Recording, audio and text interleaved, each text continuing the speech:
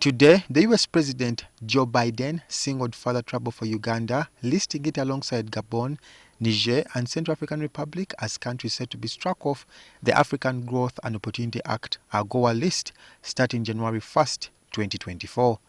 In his words, and I quote, "I'm taking this step because I have determined that Central African Republic, Gabon, Niger and Uganda do not meet the eligibility requirements of Section 104 of the AGOA."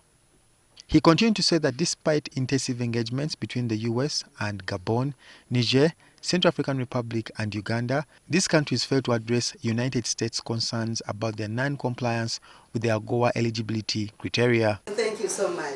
In response, Trade Minister Harriet Ntabazi said government would start negotiations with Washington to reverse this course of action. In fact, tomorrow we are going to start on negotiations with all the African countries which are under AGOA in Johannesburg.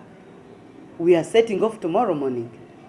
For 6 days, we shall be there negotiating up to Sunday. So we hope maybe those interactions, and among the meetings we are going to have, we are going to meet, Uganda is going to meet with the UN representative who is coming from the United States. We are going to meet with the United States representative directly and the ambassadors of the other side.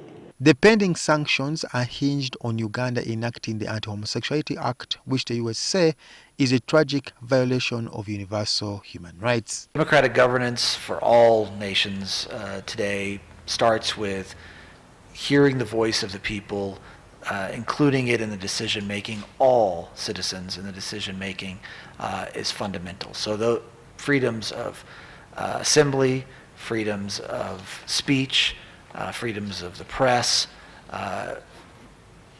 respect for basic human rights. People should not be afraid to exercise their rights.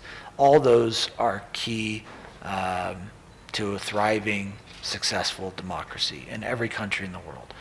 And unfortunately here in Uganda there have been challenges in those areas. And it is not that if you are caught raping somebody, raping a person of the same sex, you will be punished differently from that one who is raping a person of different sex. It is all rape.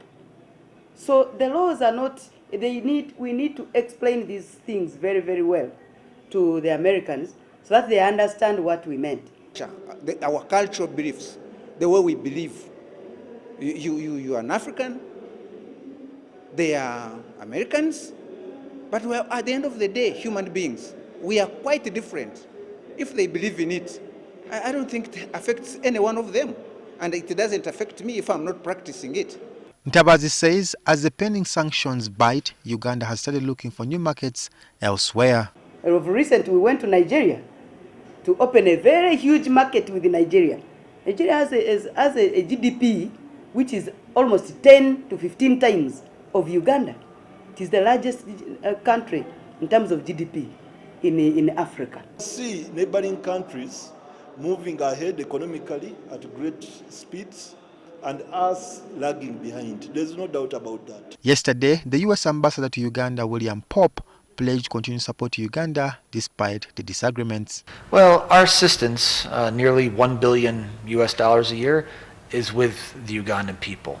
Over 96% of that assistance goes directly to non-governmental organizations, to local projects that are not affiliated with any government, because our commitment is, again, a results-based, results-focused assistance to try to help improve health, access to education, job creation, and opportunity. Uganda earned $5.1 million from the AGOA exports in 2021. Despite the small margin, Uganda continues to raise its exports. Raymond Tamale, NTV.